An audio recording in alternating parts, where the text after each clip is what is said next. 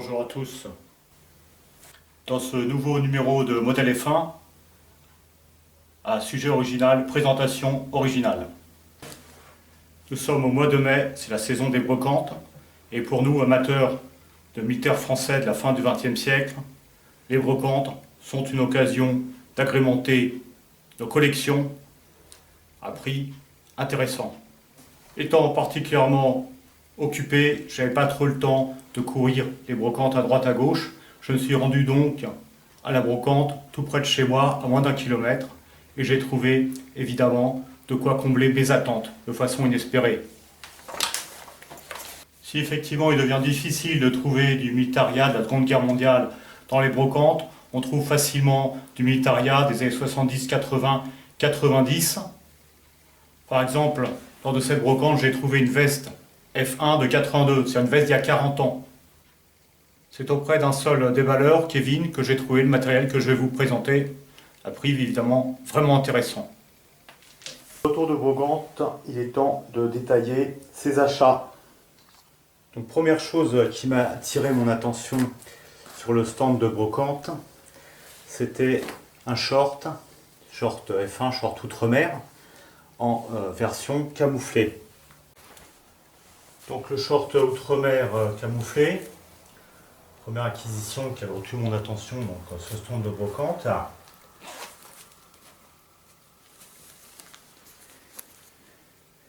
Qui est en fait une fabrication de 2004, donc postérieure à la série Modèle F1 qui s'arrête avec la fin du service national en 1999. Bon, néanmoins, le short F1 camouflé existait donc avant le XXIe siècle. Donc on rappelle que le short outre-mer comme ça, il est sexy, à la fois pour les garçons et pour les filles, ça sera très bien pour draguer, pour séduire cet été.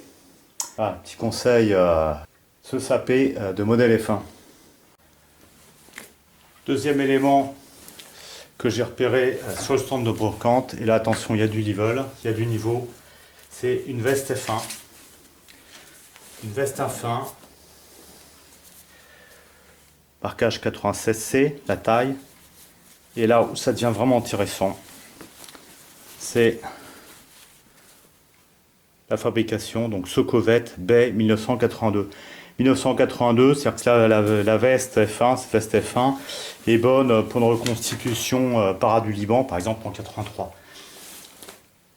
Autre élément intéressant sur la veste, on voit qu'il y avait un élastique qui a été rajouté, un élastique là, de serrage en bas de veste, donc à sauter en fait,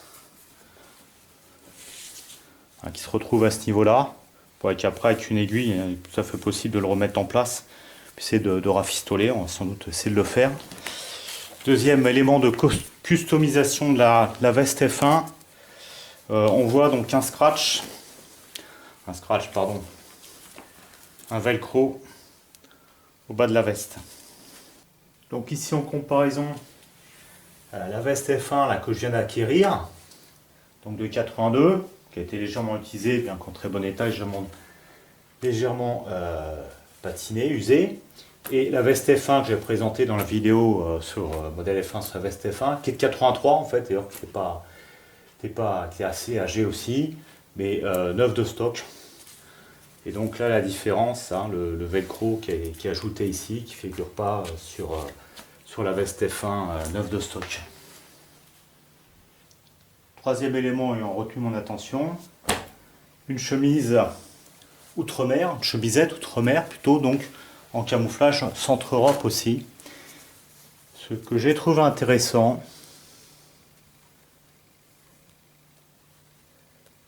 c'est qu'elle est marquée donc Mageco 1996.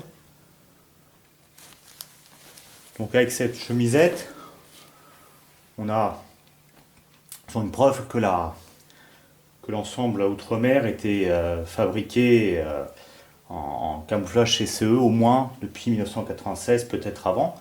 Donc là 1996, ça correspond tout à fait à la période Modèle F1 que je traite dans mes vidéos. J'avais déjà une chemisette outre-mer, camouflage CE, neuve, fabrication plus récente, avec un marquage étonnant. parce qu'il y a un marquage taille S, comme si elle avait été fabriquée pour le marché civil, alors qu'elle est en tout point identique au modèle militaire en tout cas, avec le velcro pour le grade et pour la bande patronymique. Une fabrication toute récente, toute neuve, aussi pour frimer l'été bien sûr. Sur le stand de brocante, enfin l'arrière du stand, dans un carton, j'ai repéré un élément qui m'intéressait tout particulièrement. C'est une couverture militaire de l'armée française. On va me dire oui mais c'est très courant, ça vaut rien. Bah ça tombe bien parce que j'ai eu en cadeau. Hein, j'ai demandé combien il faisait, il dit oh, ben, on vous l'offre vu que je prenais des trucs. Donc elle m'intéresse à la couverture militaire.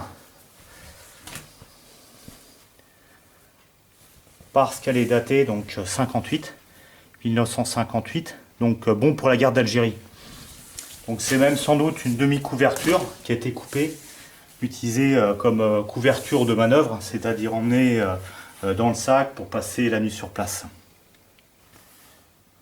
Donc couverture qui m'intéresse parce que j'ai dit bon pour la guerre d'Algérie, 58. Donc comme je fais un petit peu aussi de série guerre d'Algérie, comme vous avez pu le voir avec mes vidéos sur la tenue tapée 47-56, bon, on voit par exemple sur cette photo d'époque, issue de ce bouquin, pour portée française, 14e RCP, on voit en fait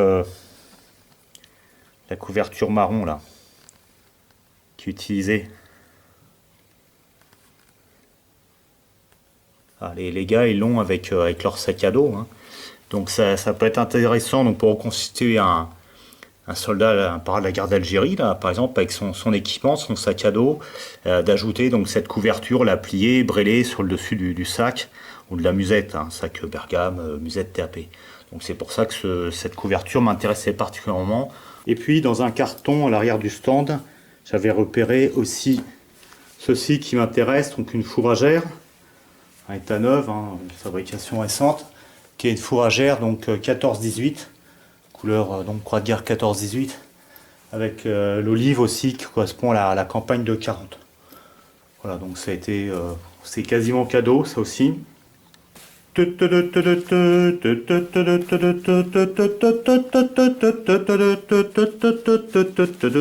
Bon, là j'essaye de vous interpréter la musique des bronzés font du ski, pour une paire de lunettes de ski. Bon, c'est une petite anecdote sympathique parce qu'effectivement il y avait la femme du vendeur qui était là et puis qui avait désigné ces lunettes comme des lunettes de ski. Donc ce sont des lunettes de l'armée là qu'on peut mettre sur le casque F1. Bon là aussi c'est un truc bon, qui est postérieur au XXe siècle, hein, c'est un truc moderne hein, je pense. Voilà, une lunette de combat. Voilà, pour agrémenter un casque F1.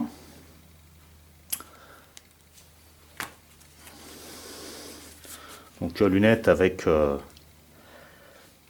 sa pochette. Bon, dans les surplus, ce genre de truc, ça coûte assez cher. Donc là, c'était quasiment cadeau, quoi, avec la fourragère, les deux quasiment cadeaux. Donc j'étais content d'avoir ça. Voilà les petits trésors de la brocante.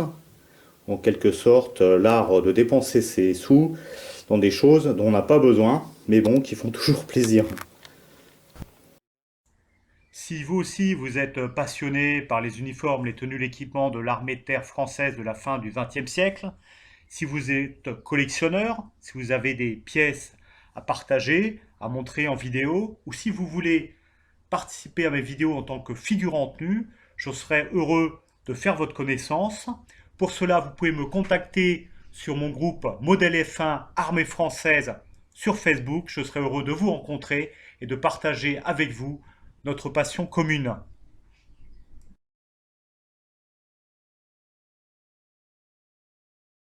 J'espère que cette vidéo vous a plu. Si elle vous a plu, vous ajoutez un pouce bleu, vous ajoutez un like, afin que cette vidéo soit rendue plus visible sur YouTube. Je ne vais pas le répéter 2 fois. D'accord? Si je vous demande d'ajouter un pouce bleu, c'est pas pour flatter mon ego, mais tout simplement pour que ces vidéos puissent toucher, atteindre d'autres passionnés comme nous, passionnés de l'armée de terre de la fin du XXe siècle et 70, 80, 90.